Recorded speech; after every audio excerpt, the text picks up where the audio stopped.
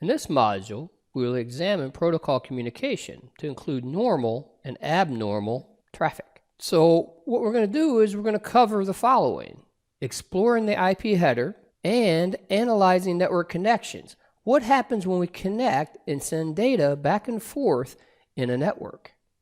So when we look here, we have the IP header as it appears in the middle and bottom window of the Wireshark tool. As it shows, these are the components of the IP header, and the encapsulated protocol is TCP. We know the encapsulated protocol because of the type field from within the IP header. This is located at the 9th byte offset. That is, if you count from the start of the IP header with the count of 0, because this is computers, and computers always start at 0, and count 9 steps, the decimal 6 indicates the protocol type of TCP. As we've discussed before, we have the ICMP protocol type is 1, UDP protocol type is decimal 17, hexadecimal 11, and TCP is 6. So we're not going to spend too much time on this because we've covered this, but this is a slide for your review. What we have here, as we said, ICMP is a 1, TCP is a 6, and UDP is a 17, but we can't represent 17 in hexadecimal, so we represent it with an 11. And again, that's the 9th byte offset of the packet header when you start counting from the 4 and the 5, the 45. With TCP, we have guarantee of reliability, and we get this from the control bits or flags of communication. It's connection oriented, as we said. The connection is interpreted as a stream, and that means it's interpreted by the application and not TCP. That's very powerful. That's why when we do that follow the stream, we have the entire sequence of the connection. Now, as we look at the diagram, the key here is the flags. In this packet, the ACK flag is set, as you see here.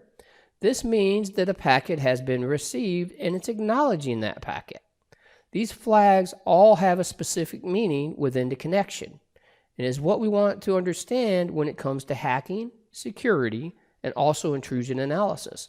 The flags are as follows. U is for urgent. That means the urgent pointer is set and this data is urgent.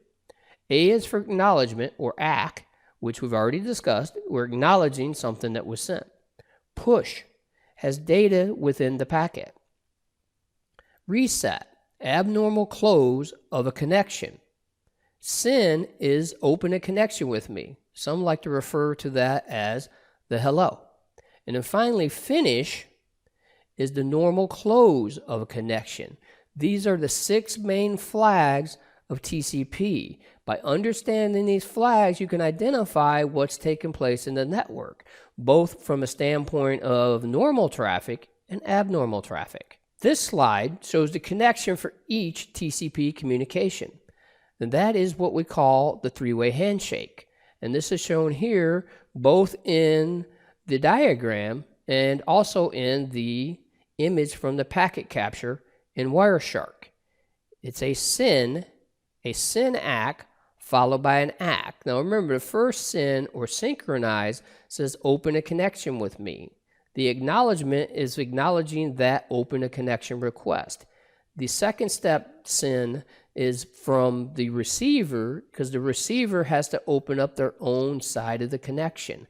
This is why TCP is full duplex and either side can send or receive at the same time.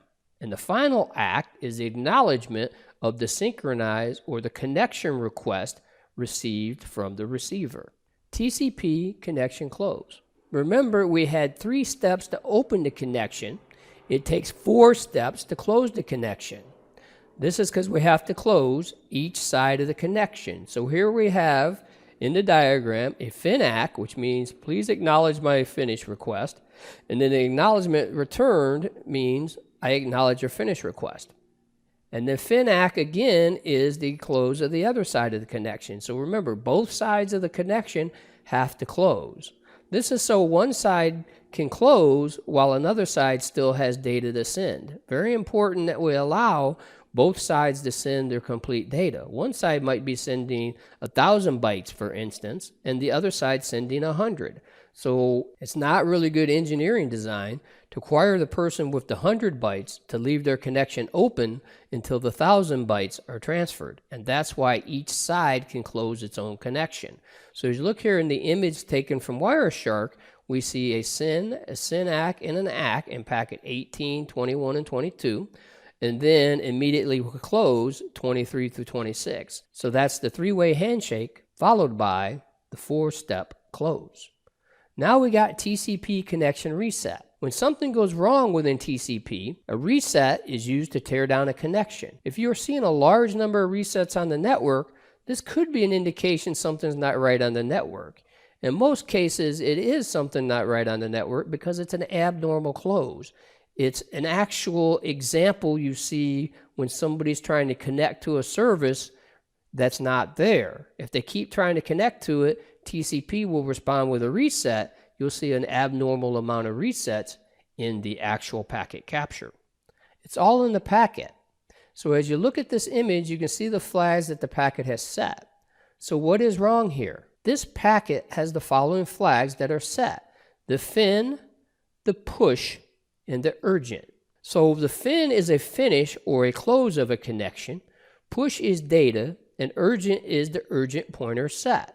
So let's think of this logically. With our analysis, we know fin is a normal close and push is data, and urgent is the urgent pointer set. Do you think it would be normal to send data in the same packet that is closing a connection?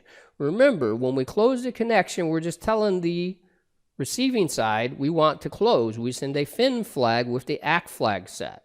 All we showed you in the slide was the fin and the ACK flag set. So what about having data or the push flag set in a closed packet? Hopefully you're thinking this is not normal. It is not normal. That's good. This is an abnormal packet. In fact, it's a crafted packet. And since it's a crafted packet, it's an abnormal packet on the network. It's actually the signature of one of the most popular hacking tools that is free and open source on the market, created by a guy that goes by the name of Fyodor, and that is Nmap. And this is what we call the XMIS scan of Nmap. So in Nmap, it actually sets three flags: the fin, the push, and the urgent. So now looking at this packet, we know somebody has conducted an XMIS scan against wherever this packet is directed. That's the power of understanding what's normal and abnormal on our network. So in this section, we explored the IP header and how to identify the encapsulated protocol. We reviewed the network connections, and more importantly, the communication control bits or flags of TCP.